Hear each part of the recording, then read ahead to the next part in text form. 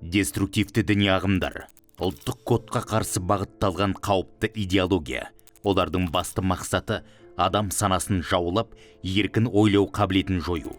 Себебі тамырынан ажыраған адам ұлттық болмысында, мәдени құндылықтарында оңай тәрк етеді.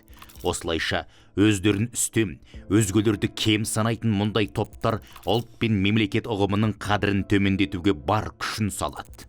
Мұндай ағымдардың ықпалына түскендер халықтың ғасырлар бойы қалыптасқан салт дәстүрін, тілін, ділін, дәстүрлі дінін жоққа шығаруға бейім.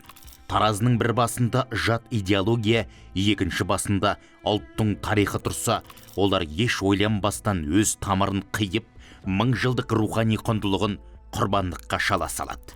Ал тамырына құрт түсіп, діңгеге әлсіреген бәйтеректің болашағы болмайды. Ертеме кешпе өмірдің дауылы оны шайқап, құлатып тынады.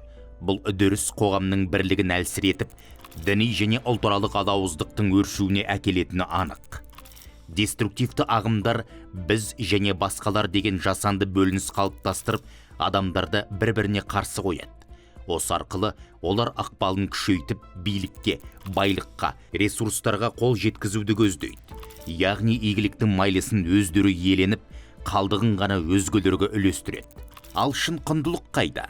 Әлемнің ең ұлы кереметтері сенің тәуелсіз елің, дархан далаң, бейбіт өмірің, төріңдегі атанаң, білімді бауырларың, мәдениетті ұрпағың және терең тарихи тамырың. Осы құндылықтардың қадірін білген ұлт қана алға озады.